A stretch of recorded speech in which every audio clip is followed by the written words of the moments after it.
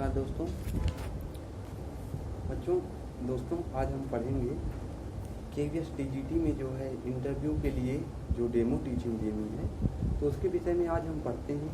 यहाँ पे हम पढ़ रहे हैं कबीरदास जी। कबीरदास जी की जो पंक्तियाँ हैं उनके विषय में जानते हैं, कैसे हमें इनकी व्याख्या करनी है ना। तो आइए देखते हैं। पहले कबीरदास जी के विषय में थोड़ा जानते हैं। कबीरदास जी का जन्म कब 1198 ईस्वी में काशी नामक स्थान पे हुआ था। कबीरदास की भाषा जो थी सदुक्कड़ी और पंचमेल खिचड़ी थी। अगर आप इन शब्दों का प्रयोग करते हैं तो आप यह ध्यान रखिएगा जो है कि इन दोनों का अर्थ आपको पता हो। क्या? जैसे सदुक्कड़ी है, पंचमेल खिचड़ी है। पंचमेल खिचड़ी मतलब विभिन्न प्रकार की भाषाओं का मिश्रण है। जैसे खड़ी बोली पाई जाती है, अवधी पाई जाती है, ब्रज पाई जाती है और राजस्थानी। इतनी भाषाएं कबीरदास जी के साहित्य में पाई जाती हैं। समझ रहे हैं? तो इतनी भाषाओं को पाए जाने का मुख्य कारण है कि कबीरदास जी एक स्थान पे रह के कभी रचना नहीं करते थे। वो उपदेशक थे और वो जनता में अपने मत का प्रचार या ज्ञान का प्रसार करते थे। तो जहाँ जाते थे तो वो वहीं की भाषा को स्वीकार कर लेते थे। तो इसलिए इनकी भाषा में एक भाषा के शब्द न मिलकर विभिन्न भाषाओं के शब्द मिलते हैं।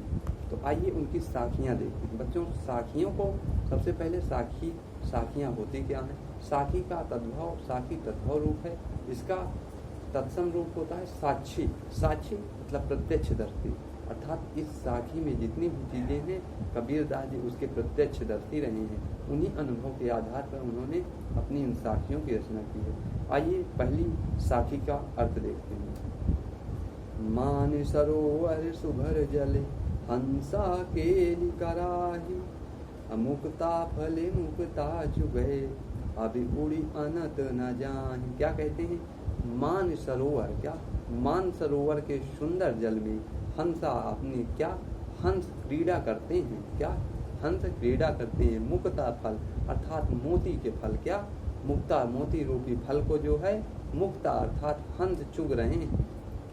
उसी में तैरते हैं और मोती रूपी फल को हंस चुग रहे हैं।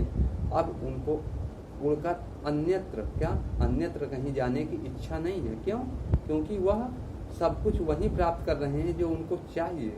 दूसरे शब्दों में बच्चों कबीरदास जी कहना चाह रहे हैं कि मान सरोवर रूपी सुंदर मान सरोवर रूपी परमात्मा में मान सरोवर रूपी परमात्मा में हंस रूपी आत्मा हंस रूपी आत्मा विचरण कर रहा है। मान सरोवर रूपी परमात्मा के सागर में हंस रूपी आत्मा विचरण कर रहा है।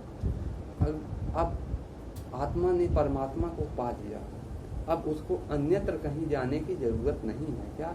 मुक्ता फल मुक्ता चुके। अब आत्मा परमात्मा को अब आत्मा ने पा लिया है। अब उड़ी अनंत न जाए। अब उसको अन्यत्र कहीं जाने की आवश्यकता नहीं है। अर्थात वह अब क्यों दूसरी जगह भटकना चाहेगा? आत्मा तो चाहती ही है कि उसको परमात्मा की प्राप्ति हो जाए। यहाँ पे जब उसने प्राप्त कर लिया है तो उसको कहीं अन्यत्र जाने की जरूरत नहीं है।